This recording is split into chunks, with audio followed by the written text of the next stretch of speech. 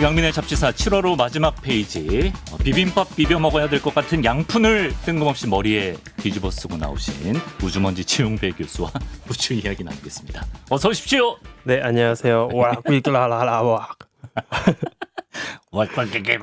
네, 잠깐 외계인 언어를 해봤습니다. 아, 그래요? 네, 아니, 지용배 교수가 지금 잔뜩 흥분한 상태입니다. 이런 외계어를 쓰고 이런 착장까지 할 정도로. 왜냐하면 지용배 교수 인생에 최고의 인생 영화를 만났다. 네 맞습니다. 선생님은 온갖 우주 영화란 우주 영화 다 섭렵하고 많은 영화를 보셨을 텐데 네, 최고가 나타났나요? 네, 네. 제가 뭐 모든 SF를 다 본 건 아니겠지만 그래도 우주가 묻어있는 영화는 웬만하면 다 찾아보거든요. 네. 근데 얼마 전에 그 픽사에서 새롭게 개봉한 애니메이션이 하나 있습니다. 제목이 엘리오라는 제목이고 이거는 작품에 등장하는 남자아이 그 주인공의 이름이기도 하고 또 그 뜻은 스페인어로 태양이라는 뜻을 갖고 있어요. 네. 그래서 이 어떤 이야기가 펼쳐지냐면 우리가 옛날에 이제 태양계 바깥으로 떠나보낸 보이저 탐사 로봇이 있거든요. 네. 근데 이 보이저 탐사선에 골든 디스크라고 네. 이제 우리가 외계인에게 보내는 어떤 네, 지구의 다양한 데이터가 들어 있었어요. 네. 근데 이제 설정이 뭐냐면 그게 정말 외계인에게 발견됐다는 거예요. 그래서 그 편지를 보고 이제 지구 대표자를 뽑아서 네. 이제 외계인 클럽에 가입시켜 주려고 이제 찾아오는 거죠.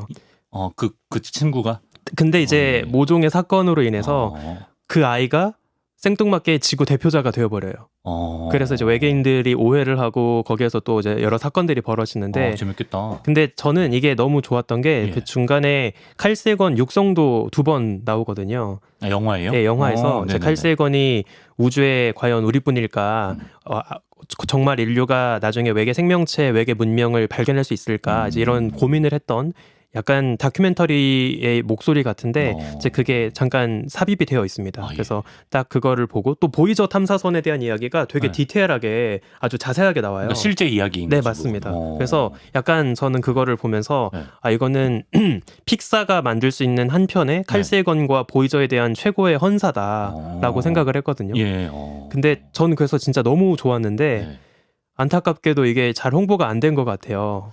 그리고 저도 뭐 다 본 사람들은 재밌다고 하는데 네. 많이는 안 본 것 같고. 그래서 제가 지금 너무 재밌게 봐가지고 지금 이거 쓰고 계신 건 뭔가요? 저 동그랑땡 반죽 할 때 네. 쓰는 건데 저희 집에서. 그 작품 속에 저 엘리오라는 친구가 이제 어떤 꿈을 갖고 있냐면 예. 난 외계인하고 신호를 주고 받겠다 네. 이제 이런 꿈을 품고 있어요. 그래서 그런 시도를 이제 막 바닷가에 가서 하는데 네. 그때 그 만화 속의 주인공이 쓰고 있는 그 헬멧이 딱 이렇게 생겼거든요.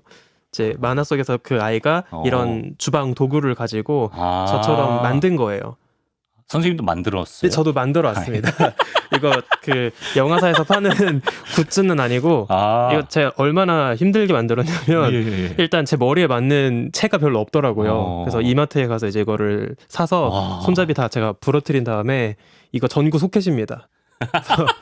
그 전구 소켓 그러네 보니까. 네, 다 본드로 붙이고 그다음에 전선도 제가 남는 것 좀 해가지고 밥그릇까지 붙여서 밥그릇, 그래. 네 이제 이렇게 만들었습니다. 그래서 영화 그럼 똑같네요. 네, 딱 네, 저렇게 생겼어요. 이거는 저희 픽사에서 감동을 할 것 같은데요. 네, 저 너무 재밌게 봐가지고 진짜 우주 좋아하시는 분들은 꼭 보셨으면 좋겠는데 이게 좀 잘 홍보가 안 돼서 그런지 관객석이 좀 비어 있더라고요. 상영 편수도 좀 적은 감이 드는데 네. 저희 녹화일 기준으로는 아직 상영 중인데 방송 나갈 때는 뭐 어떨지 모르겠습니다만 또 우리가 뭐 OTT나 이런 걸로 볼 수가 있겠죠. 저도 한번 봐보도록 하겠습니다. 자, 근데 이제 보이저 탐사선 실화를 이제 배경 설정으로 기반한 영화라고 하셨습니다만 펄사라는 개념을 이해하면 또 영화 볼 때 도움이 된다고 들었습니다. 네, 맞습니다. 이제 우리가 보이저 탐사선을 보낼 때 당연히 레코드판을 써본 적 없는 외계인이라면 이게 뭐지? 뻥튀기인가? 이러고 부러뜨릴 수도 있잖아요. 네. 그래서 그거를 올바르게 재생할 수 있도록 나름의 설명서도 써놓고 또 혹시 나중에 지구를 찾아올지도 모르니까 네. 우리 지구가 우주에서 어느 위치에 있는지에 대한 힌트도 거기에 이제 편지로 담아서 보냈습니다. 근데 당연히 우리가 뭐 영어로 써놨다고 해서 외계인이 해독할 수가 없기 때문에 그나마 우주에 살고 있는 모든 존재가 이해할 만한 범우주적인 만국 공통어가 무엇이어야 할지를 고민을 한 거예요. 그게 뭐지? 바로 수학입니다. 수학. 네. 그래서 우리가 당연히 그들도 우리와 똑같은 아라비아 숫자를 쓰진 않겠지만 그렇지. 뭐 하나에다가 하나를 더하면 그게 두 개가 되고 이런 수학적인 개념은 다 공유하고 있을 거라고 생각을 하는 거죠. 네. 그리고 또 우주에서 가장 보편적으로 관측할 수 있는 어떤 자연 현상 혹은 우주의 구성 물질 이런 것에 대한 이해는 다 똑같이 갖고 있을 거라고 생각을 한 거예요. 예. 그래서 잠깐 그 골든 디스크 음. 그 원판 이미지를 한번 보시면 네. 이제 저 뒷면에 새겨져 있는 저 복잡해 보이는 그림이 아까 말씀드린 수학의 언어로 표현한 여러 설명서이거든요. 저게 수학의 언어입니까? 그냥 그림 같은데요. 예. 이제 한번 예. 제 설명을 잘 들어보시면서 좋습니다. 과연 외계인 과학자들이 저걸 해독해낼지 네. 한번 잘 생각해 보시면 좋겠습니다. 예. 일단 저기에서 제일 중요한 가장 먼저 봐야 하는데 그 곳이 어디냐면 네. 원판의 오른쪽 아래 네. 동그라미 두 개가 작게 그려진 부분이 안경처럼. 있어요. 예. 맞아요. 안경처럼. 네. 저게 이제 첫 스텝입니다. 뭡니까 저게? 저게 뭐냐면 우주에서 가장 흔한 화학 성분 주기율표 1번 수소입니다. 왜 수소지 저게? 저게 예. 이제 뭘 지금 표현을 하고 있냐면 예. 수소가 중심에 양성자 하나, 네. 주변에 전자 하나, 우주에서 가장 단순하고 아하. 또 우주에서 가장 흔한 성분이거든요. 예. 그래서 일단 천문학자들이 어떤 기대를 한 거냐면 뭐 그들도 다른 이름으로 다 부르고 있겠지만 어쨌든 전기적으로 플러스를 띄고 마이너스를 띄는 가장 간단한 기본 입자 두 개만으로 예. 만들 수 있는 예. 우주의 제일 흔한 성분인 무언가가 있다. 이건 알고 있을 거라고 생각을 한 거예요. 그래서 저게 이제 왜 중요하냐면 네. 나중에 우리가 뭐 레코드판을 얼마나 빠르게 돌려야 되고 또 우리 지구까지 거리가 얼마나 되고 이런 거를 다 수치로 표현을 해야 될 텐데 네. 도량형이 다를 거 아니에요. 단위가 그죠. 다를 테니까 다르죠. 그들의 단위와 우리 인간의 단위, 시간 단위를 일단 맞추려고 하는 겁니다. 시간 단위를 맞출 수가 있나? 네, 예. 이게 왜 그러냐면 네. 수소 원자는 중심에 이제 양성자 있고 주변에 전자가 있을 때 이 전자가 스핀이라는 게 있거든요. 약간 회전 성분으로 묘사가 되는 물리량인데 네. 이 스핀이 중심의 원자 핵의 스핀과 같은 방향으로 돌 수도 있고요. 네. 또는 정반대로 돌 수도 있어요. 그러면 이 왔다 갔다 스핀이 바뀌는 과정에서 네. 수소 원자들은 어떤 특정한 주파수의 빛을 방출할 수 있습니다. 그래서 그 21cm 파장에 해당하는 주파수를 알고 있다면 그 주파수를 가지고 이제 시간으로 변환할 수 있을 거라고 생각을 한 거예요. 네. 그러니까 주파수라는 게 결국 1초 동안 몇 번 진동하느냐를 보여주기 때문에 그걸 가지고 그들의 단위대로 맞춰서 조율을 하면 우리가 의도했던 시간 단위를 그들의 단위로 번역할 수 있을 거라고 생각을 한 거죠. 기발하긴 한데 이것부터 저는 막힐 것 같은데요. 아, 그런가요? 예. 그래서 네. 저도 사실 공감합니다. 그래서 네, 일단 우리의 의도대로 고맙게도 외계인들이 이거 여기 통과했어. 네, 수소다. 그래서 뭔가 이 시간 단위를 얘네가 표현하나 보다라고 생각을 한 거예요. 네. 자, 그러면 다시 골든 네, 레코드. 골든 레코드에서 이제 그 왼쪽에 네. 막 일직선이 뻗어가는 그림들이 있습니다. 예, 성게처럼. 맞아요. 예. 저게 바로 우리 지구의 위치를 이제 보여주는 지도예요. 아, 저게요? 네. 저거 어떻게 해석하면 지구의 위치가 나오지? 이제 네. 저 선들이 사방으로 뻗어나가는 그 중심에 있는 게 우리 지구의 위치입니다. 그래서 우리 지구의 위치를 우주 공간에서 우주는 입체적이니까 네. 어디에 있다라고 표현을 해야 되잖아요. 네. 그래서 어떤 생각을 했냐면 이 우주 공간에 누구나 다 쉽게 알만한 그리고 특정할 만한 가장 특별한 어떤 유명한 천체를 좀 사용을 해야겠다라고 생각을 기준점. 네, 네. 생각을 한 거죠. 그래서 펄사라고 하는 아주 독특한 천체가 있어요. 이게 뭐냐면 그 수명이 다 끝난 이제 중성자 별들이 네. 붕괴를 하면서 굉장히 빠르게 자전하고 있는 상태를 이야기하는데 이 중성자 별들 같은 경우에는 아주 거대했던 별이 왕창 한꺼번에 작아지다 보니까 붕괴하다 보니까 네. 일단 자전 속도가 엄청 빠릅니다. 그래서 별인데 어쨌든 네. 그 자전 주기가 수초밖에 안 돼요.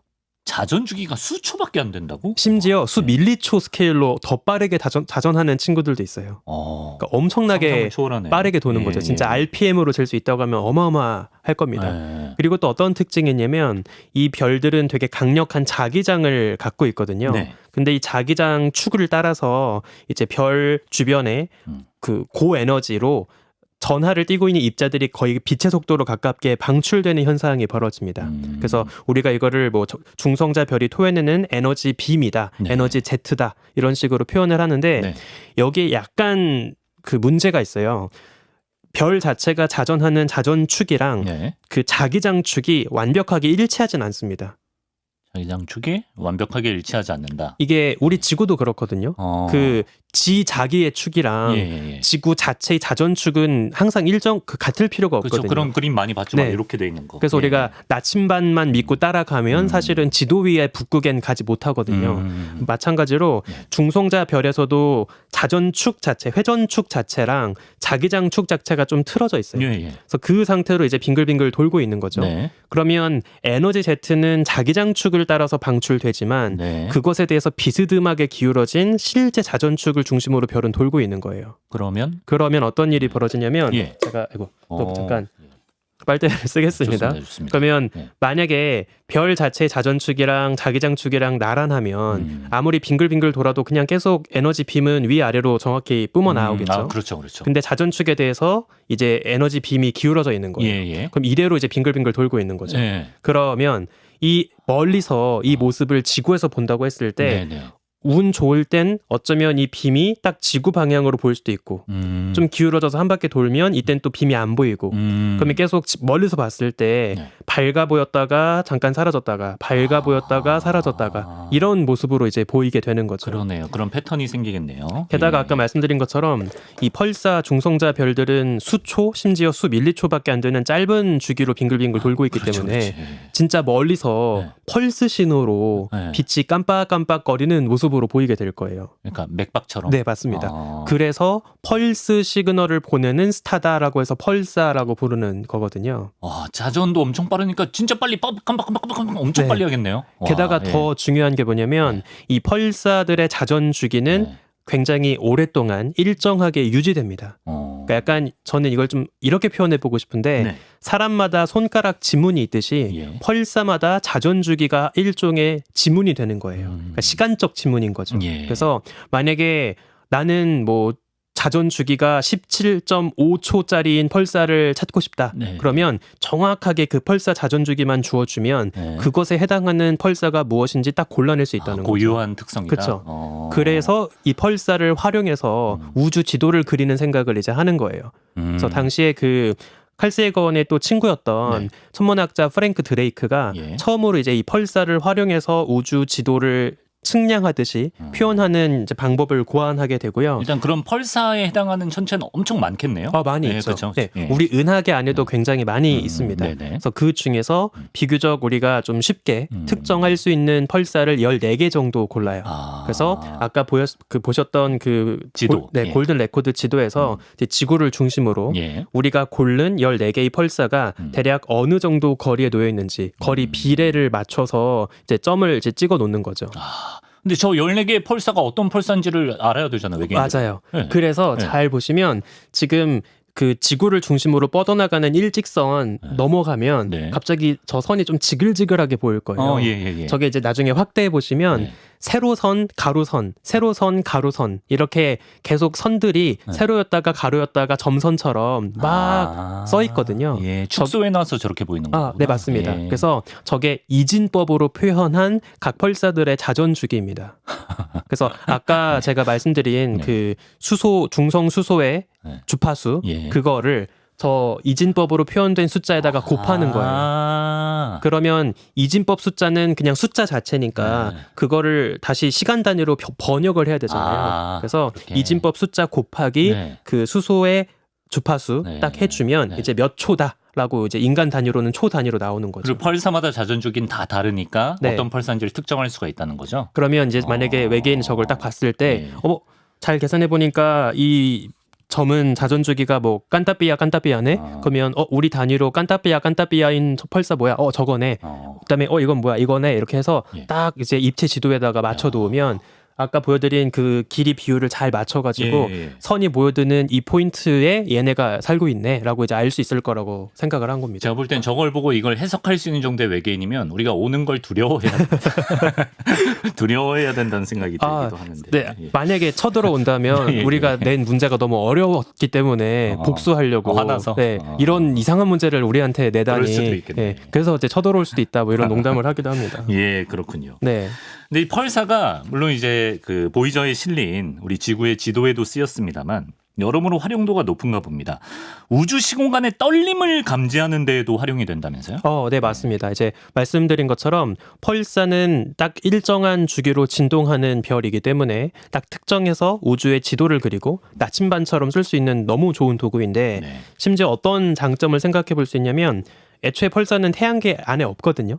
태양계 바깥 수천 광년 거리에 이제 우리 은하계 공간에 있는 거예요. 예. 그러면 그 펄사들을 잘 이용만 한다면 우주의 지도를 좀 더 정교하게 입체적으로 그릴 수 있을 거고, 심지어 어떤 이제 우리가 생각을 하냐면 네. 우주 공간에 이 시공간 자체가 항상 평화롭게 존재하는 것이 아니라 약간 미세하게 출렁거리고 있다는 걸 이제는 생각을 하고 있어요. 이거를 이제 우리가 좀 어려운 표현으로 네. 그 그래비테이셔널 웨이브 백그라운드라고 해서 네. 그 배경 중력파 이런 배경 식으로 중력파. 부르거든요. 아, 그래요? 약간 네. 물이 넘실넘실거리듯이. 맞습니다. 근데 이게 사실인 거예요? 생각만 하는 거예요? 사실입니다. 아, 사실이에요? 네. 예. 그래서 잠깐 그 배경을 좀 먼저 소개를 드리면 예, 좋을 예, 것 같은데 예. 그 우리가 빅뱅 이론을 보면 초기에는 우주가 엄청 높은 밀도로 엄청 뜨거운 온도로 존재했다가 네. 점점 우주가 빠르게 팽창하면서 우주의 온도가 식어가고 초기에는 너무 온도가 높아서 뭐 양성자며 중성자며 이런 기본 입자로도 존재하지 못했던 네. 거의 뭐 쿼크 같은 아주 기본 입자 단위로 존재하고 있던 애들이 조금씩 우주의 온도가 내려가면서 야금야금 모여들었어요. 좀 안정화가 되는 거죠. 예. 그러면서 이제 비로소 양성자가 만들어지고 나중에 또 원자가 만들어지고 이제 이렇게 결합을 하는 거거든요. 네. 근데 대략 이제 우주의 온도가 한 10의 12승 켈빈 정도로 이제 내려갔을 때 네. 그 이전엔 그거보다 더 뜨거웠던 거거든요. 그래서 이제 그 정도 이하로 내려갔을 때 비로소 우주에서 한 번에 수많은 기본 그 입자들이 만들어졌을 거라고 생각을 합니다. 예. 근데 이게 잘 생각해 보시면 사실상 우주의 상태가 완전 달라지는 순간이거든요. 그러니까 그 이전엔 기본 입자라고 딱 특정하기도 애매할 정도로 네. 그냥 에너지와 물질이 막 서로 뒤엉켜 있는 네. 그런 혼란스러운 상태였을 거예요. 네. 근데 그랬다가 우주의 온도가 적당히 10의 12승도 정도 이하로 내려가면서 네. 드디어 비로소 에너지와 물질이 좀 구분이 되고 그리고 입자라는 것들이 하나둘 만들어지고 이런 극적인 변화가 있었을 거라고 보는 거죠. 물에서 어는 점 느낌도 나는 거 맞아요. 정확하게 똑같습니다. 예. 그래서 실제로 천문학자들이 그 시점의 변화를 우주의 상변화, 상전이라고 불러요. 수증기가 물로 바뀌듯이 수증기에서 물로 바뀌면 부피가 1000배 줄거든요. 네. 마찬가지로 우주에서도 어떤 급격한 변이가 있었을 것이다라고 보는 거예요. 예. 근데 그런 급격한 변화라면 예. 우주 전역에서 동시다발적으로 벌어진 현상이기 때문에 네. 뭔가 우주 공간에 충격을 남겼을 거라고 보는 거거든요. 아, 충격을 남겼다. 네. 예. 그게 예를 들면 시 공간 자체가 빵 하고 떨리는 네. 어떤 진동 같은 게 퍼졌을 것이다. 그걸 우리가 시 공간의 떨림이라고 부르는 중력파를 잘 감지하면 예. 아마 감지할 수 있지 않을까라고 생각을 하는 거예요. 그 떨림이 아직까지 이어진다는. 그쵸. 왜냐면, 그러니까 이게 어떤 생각을 해보시면 되냐면, 예. 우리가 예를 들어서 종을, 에밀레 종 같은 거를 한번 빵 친 거예요. 예. 그러면 이제 웅 하고 울리겠죠. 예. 물론 시간이 한참 지나면 거의 이제 우리 귀에는 그 떨림은 들리지 않을 거예요. 그렇죠. 하지만 굳이 아주 예민한 센서를 거기다 붙여놓고 예. 진동을 감지한다고 하면 네. 뭐 하루가 지나도 뭔가 미세한 떨림이 남아있을 수 있거든요. 그러니까 마찬가지로 우주가 전체가 그렇게 급격하게 떨렸다면 네. 비록 지금은 138억 년이 지났지만 네. 그 미미한 떨림이 우주 전역에 계속 퍼져 있을 것이다. 예. 계속 진동하고 있을 것이다라고 보는 겁니다. 네. 이게 정확히 어떤 개념이랑 좀 비슷하냐면 빅뱅에 남긴 빛의 흔적을 보겠다라고 하는 우주 배경 복사랑 좀 비슷해요. 우주 배경 복사. 그래서 간간히 소개해드리기도 했지만 네. 초기에 빛조차 존재하지 않았던 우주가 갑자기 38만 년을 넘어가면서 태초의 빛이 우주에 퍼지게 되었고 물론 지금은 그 사이에 우주가 팽창하고 빛의 세기가 다 낮아져서 정말 배경 노이즈 수준으로 아주 흐릿하게 사라져 있기는 하지만 예. 여전히 그 빛의 흔적은 남아 있거든요. 우주의 배경 잡음으로써. 네. 그러니까 마찬가지로 배경 중력파라는 것도 일종의 중력파 버전의 우주 배경 복사라고 보시면 돼요. 그러니까 이거를 이제 우리가 한번 확인해 보고 싶다라는 거였죠. 펄사를 활용하면 그걸 확인할 수 있나요? 맞습니다. 예. 이게 펄사가 어떤 역할을 한다고 보시면 되냐면 네. 그 잔잔한 바다 위에서 간간히 떠 있는 부표 같다고 보시면 돼요. 그래서 네. 만약에 완벽하게 정말 바다가 일체 출렁거리지 않고 있다라고 하면 예. 우리가 부표에 센서 달아놓고 이제 데이터를 받았을 때 네. 그 어떤 떨림도 감지가 안 되겠죠. 네. 뭐 예를 들어 이런 거죠. 우리가 그 관제탑에서 각 부표까지의 거리를 막 레이저를 쏴가지고 정교하게 재는 거예요. 예. 근데 만약에 바다가 출렁거리면 미세하게나마 출렁거리면 잠깐 부표가 좀 멀어졌다가 그렇지. 가까워졌다가 네. 이런 변화를 보이겠죠. 그렇죠. 그러면 이 부표까지의 거리가 1mm 더 길어졌어. 그럼 그걸 가지고 약간 미세한 떨림이 있다. 이제 이런 이야기를 할 수 있을 텐데 그거를 이제 펄사가 해주는 거예요. 아, 오케이. 그래서 우주 전역에 일정한 고유의 주파수로 예. 펄스 시그널을 보내고 있는 펄사들이 있으니까 그 펄사까지의 거리를 정교하게 재고 또 각 펄사 간의 거리도 다 재면서 네. 이제 우리가 예리하게 분석을 해보면 혹시 떨림이 지나간 걸 볼 수 있지 않을까라고 생각을 하는 거죠. 예. 급기야 이런 방법으로 중력파 지도까지 완성이 됐나요? 맞습니다. 지도를 이제 그릴 수 있는 정도예요? 네, 그래서 아까 소개해드렸던 이러한 방식을 예. 참고로 천문학에서는 뭐라고 하냐면 펄사 타이밍 어레이라고 불러요. 그래서 정교하게 각 펄사의 그 시간들을 다 재가지고 네. 진짜로 펄사 자체를 어떤 그 배열 망원경들처럼 예. 쓰겠다라고 해서 이제 그렇게 부르는데 네.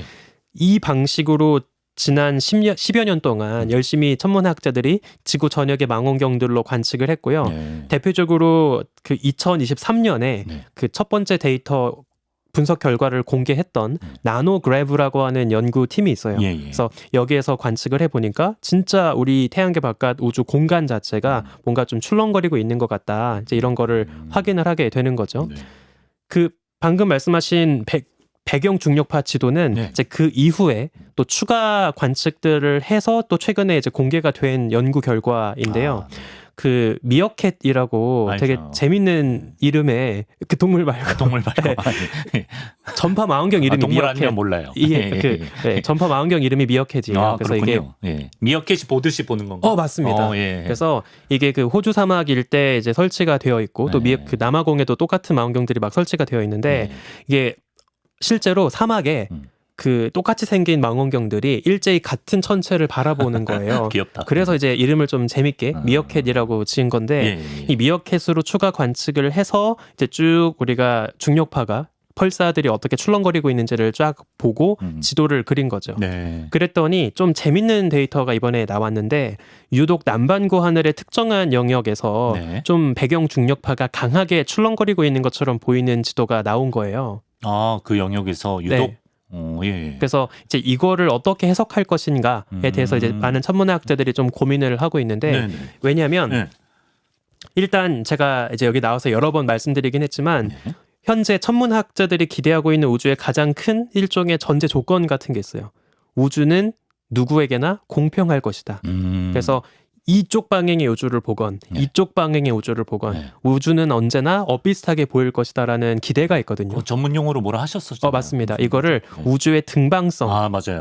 불러요. 예. 근데 우주가 여기를 봤을 때랑 이쪽 방향을 봤을 때랑 좀 다르게 나온다. 그러니까 좀 어렵게 표현하면 비등방성이 있다. 네. 아이스트로피가 있다라고 하면 이건 좀 이상한 거죠. 맞아요. 예. 그래서 뭐 외계 행성 같은 거 추정할 때도 그런 걸로 했었잖아요. 네, 맞습니다. 예. 그래서 우리가 그 빅뱅 자체는 우주 전역에 동시다발적으로 예. 고르게 벌어진 사건이었을 네, 것이기 때문에 만약에 빅뱅으로 인해서 중력파 배경 중력파가 깔린 것이라면 어디를 보든 비슷하게 그냥 출렁거리는 게 보여야 할 것 그렇죠. 같거든요. 예. 근데 여기서 유독 더 강하게 출렁거리고 여긴 좀 안 보이고 이런 이상한 비대칭이 보이는 거예요. 어떤 변수가 있었을까? 그렇죠. 뭐 예를 들어서 우주가 하필이면 빅뱅을 좀 왼쪽으로 더 세게 터뜨렸다거나 이럴 이유가 없잖아요. 예. 그래서 이거를 이제 다양하게 해석들을 하려고 하고 있는데 네.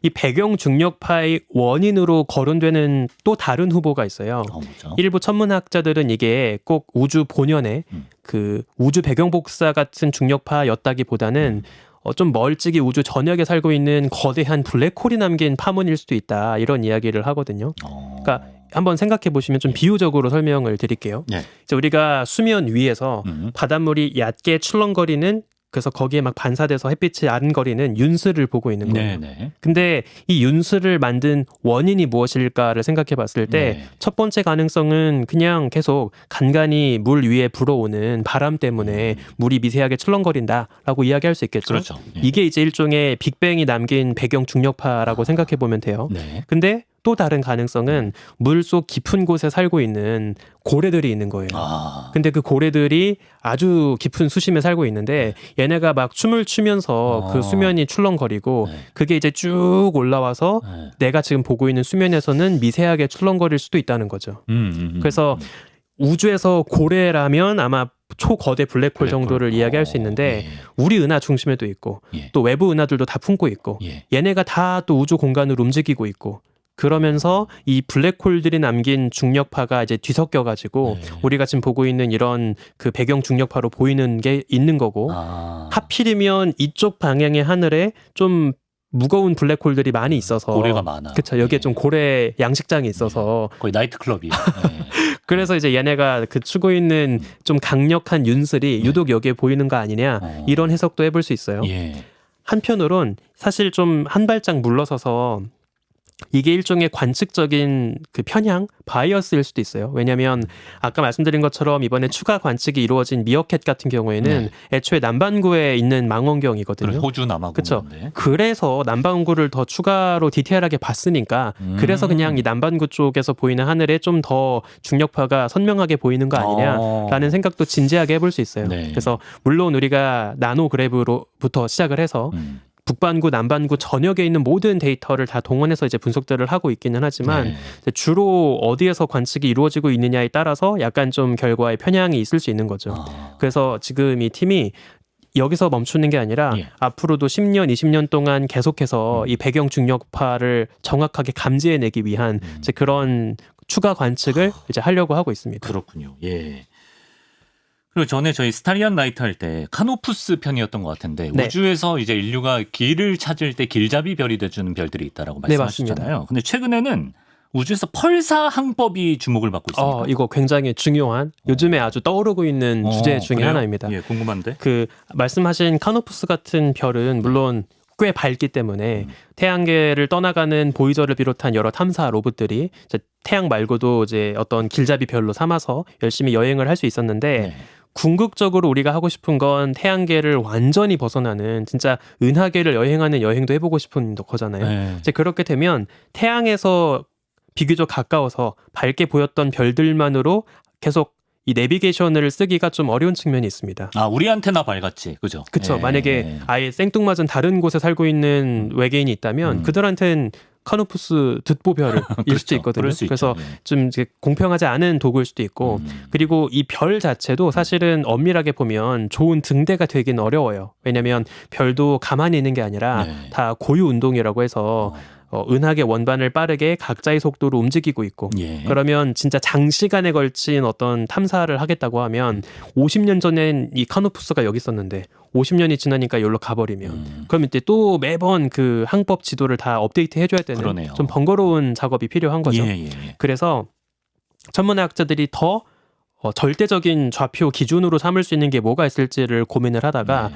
아까 말씀드린 펄사를 이제 활용을 하려고 하는 거예요. 그래서 펄사는 아까 여러 번 말씀드린 것처럼 고유 주파수가 있기 때문에 누가 어떤 펄사인지 특정할 수 알 수 있고 있고. 그리고 또 펄사는 비교적 먼 거리에 떨어져 있기 때문에 훨씬 더 지구에서 봤을 때 겉보기 움직임의 차이가 좀 적죠. 아. 그러니까 사실상 거의 고정된 천체다라고도 생각해 볼 수가 있는 거예요. 예. 그래서 실제로 이 펄사를 활용해서 우주를 여행하는 탐사 로봇들의 정교한 자세나 방향을 제어할 때 쓰는 아이디어들도 나오고 있고요. 심지어 지구 주변을 도는 우주 정거장에서도 네. 이런 비슷한 실험들을 실제로 한 적도 있습니다. 네. 펄사를 이용해서 네. 길을 찾는. 그래서 예. 그 당시 어떤 시도를 했냐면 예. 그 보통 이제 우주 정거장이 계속 빠르게 지구 주변을 돌고 있을 때 지상에서도 관측을 하고 네. 또 다른 여러 인공위성 데이터들도 활용을 해서 이 우주 정거장이 현재 정확히 어느 위치를 지나가고 있는지 얼마나 빠르게 움직이고 있는지 이런 거를 다 관측을 해서 확인을 하거든요. 근데 이때 엑스레이 펄사라고 해서 네. 이제 우리가 보는 가시광 말고 X선 영역에서 강하게 펄스 시그널을 내보내는 펄사 4개를 골랐어요. 예, 예. 그래서 이 엑스레이 펄사 4개만 가지고 네. 지상 데이터 하나도 안 쓰고 네. 이 우주 정거장의 정교한 자세를 특정해서 계산하는 것이 가능한지 이거를 이제 한번 실험을 한 적이 있거든요. 됐나요? 예, 이게 되게 재밌습니다. 예, 그래서 예, 예. 그때 우주 정거장에 그 한 뭐 세탁기 정도 되는 사이즈의 네. 장비가 있거든요. 그래서 이거를 들고 가서 그거를 우주 정거장에 설치하고 우리가 관측한 펄사 위치 바탕으로 이 정교하게 우주 정거장의 위치를 관측을 합니다. 예. 제가 그 이름이 좀 재밌어서 잠깐 소개를 드리고 싶은데 좋습니다. 좋습니다. 아, 여기 있네. 그 우주 정거장에서 했던 네. 그 실험 장비의 이름이 스테이션 익스플로러 4 엑스레이 타이밍 앤 내비게이션이에요. 이거를 이제 그 마음에 드는 알파벳만 잘 뜯어가지고 천문학자들이 약자를 만들었는데 네. 스테이션 익스플로러 4 엑스레이 타이밍 네. 그다음에 내비게이션 해가지고 섹스탄트라고 이름을 지었거든요. 섹스탄트? 네. 이게 무슨 뜻인지 아세요? 예. 앞에는 성이란 뜻이고. 아니, 그거 아니, 아니에요? 그거 아니에요? 그거 네. 아니에요? 그- 너무 음란마귀가 아, 꼈나요? 네. 예. 혹시나 했는데 아니, 그런 건 아니고 섹스턴트가 뭐예요? 이게 그 옛날 항해사들이 쓰던 육분위 이름이에요. 아, 육분위. 네, 육분위의 이름이거든요. 그걸 저 그러니까 어떻게 알겠어요, 섹스턴트? 그 야. 그래서 저기 너무 잘 지은 이름인 거죠. 육분위구나. 네, 그러니까 잘 줄였네. 우리가 그 펄사를 이제 어떤 길잡이 별 삼아서 예. 우리가 이거를 하나의 육분위로 삼아서 이 우주 지도를 그리고 길을 찾아가는 방식으로 쓰겠다라는 거예요. 그래서 당시에 이 실험을 통해서 네. 우주 정거장의 위치를 한 5km 이내의 작은 오차로 특정해서 관측하는 거를 성공합니다. 성공했어요? 네, 이게 와. 얼마나 대단한 건지 생각해 보시면 에이 5km 오차 너무 큰 거 아니야? 라고 생각할 수도 있어요. 제가 생각해도 대단한 것 같긴 한데 네. 이거는. 예, 예. 근데 예. 잘 생각해 보시면 예, 예. 이 우주 정거장은 지구 주변을 90분에 한 바퀴씩 돌고 있어서 뭐 시속 한 3만 킬로미터 될 거예요. 근데 엄청 그 빠르다. 엄청나게 빠르게 움직이는 우주 정거장의 정교한 위치를 네. 단 5km의 오차로 특정하는 데 성공했다는 거니까 만약에 펄사 4개 말고 예, 예. 뭐 한 40개, 50개 가지고 지도를 그리고 이 위치를 잡았다라고 하면 훨씬 더 정교해질 수도 있는 거죠. 그러네. 그럼 이 펄상법이 정착이 되고 그 정교함을 우리가 확보하면 우리 실생활에 좀 도움이 되는 부분들도 있을 것 같아요. 네, 맞습니다. 예. 예를 들어서 우리가 GPS 위성을 이야기해 볼 수 있는데 예. 우리가 지도에서 내 위치가 현재 어디인지 이야기할 때에도 내 머리 위를 지나가는 GPS 위성들의 데이터를 받아서 마치 삼각 측량하듯이 네. 그 지도 위에 내 현재 위치를 특정해 주는 거거든요. 예. 근데 이게 되려면 네. GPS 위성도 정확하게 어디에 있다는 걸 우리가 믿을 수 있어야 돼요. 그렇죠. 근데 예. 사실 좀 엄밀하게 보면 예. GPS도 항상 지구 주변을 빠르게 돌고 있는 그 인공위성의 일종이잖아요. 네. 그러면 물론 우리가 뭐 지구 정지 궤도에다가 올려서 항상 머리 위에 있을 거라고 믿을 수 있는 그 고도에다가 얹어 놓기는 하지만 어쨌든 지구도 완벽한 원도 아니고 중력도 조금씩 다르기 때문에 이 궤도가 미세하게 틀어질 수도 있어요. 그러면 다시 그 GPS 자리부터 먼저 좀 보정을 해줘야 네. 정확하게 우리의 위치를 알 수 있겠죠. 그렇죠. 그러면 GPS는 누굴 보고 또 보정할 것이냐.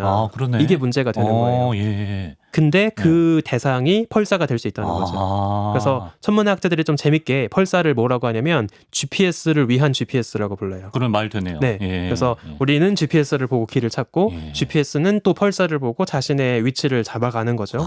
그래서 이게 잘 생각해 보면 정말 이제 천문학의 이야기들이 우리 일상에 좀 스며드는 거를 좀 체감할 수 있는 시대가 되는 것 같아요. 네. 펄사 연구하는 거 지구 바깥 수천 수백 광년 거리에 떨어진 애들인데 그거 연구해서 뭐 지구에 내 일상에 도움이 골든 되냐. 레코드 장난하나 뭐 이런 얘기 했겠죠. 그거 다 돈 낭비다 예. 이렇게 생각할 수도 있지만 이제는 우리가 놀랍게도 그 펄사 덕분에 내 내비게이션이 더 정확해지고 특히나 뭐 예를 들면 조난당하신 분들을 찾는다거나 어떤 숲속에 아니면 뭐 바다를 항해한다거나 또는 가깝게는 화성 정도를 왔다 갔다 한다거나 네. 이제 그런 근거리 우주 여행을 한다고 해도 펄사 항법은 이제 되게 중요한 그러네. 도구가 될 수 있거든요. 배달 음식 어디까지 오나 더 정확하게 알 수 있겠네요. 근데 그럴 수도 있겠죠. 이제 지구의 맛집을 내가 배달시켜서 화성에서 먹고 싶다라고 하면 그 예. 스케일도 예. 되는구나. 그렇게 하면 이제 굉장히 또 유용한 도구가 될 수 있겠죠. 예. 그래서 저는 네. 이 천문학이 굉장히 잘 발전해준 덕분에 우리의 일상도 엄청 정밀해지고 있고, 자 이제는 수밀리초 이런 그 짧은 시간과 짧은 거리 간격만으로 내 일상의 손실이 왔다 갔다 하는 그런 중요한 시대를 살고 있다 보니까 천문학도 그에 발맞춰서 정교한 정밀과학이 이제 되어가는 것 같아요. 그래서 놀랍게도 이제 우리는 머지않아서 네. 수천 광년 거리에 떨어진 펄사도 신경 쓰며 살아가는 하루를 와. 보낼 수 있다는 거죠. 이건 진짜 좀 약간 감동이 있네요. 네. 진짜 헤아릴 수 없을 것 같은 우주 공간인데 우리가 거기서 수밀리초 단위의 정교함을 얻어낼 수 있다는 게 정말 대단하게 느껴집니다. 자, 외계에서 지구를 찾으라고 그 지도에 쓰였던 펄사가 우리 인류에게 어떤 유익을 가져다 줄 수 있을지까지 또 알아보는 시간이었습니다. 우주먼지 지웅배 교수와 펄사 이야기 나눠봤습니다. 고맙습니다. 네, 감사합니다.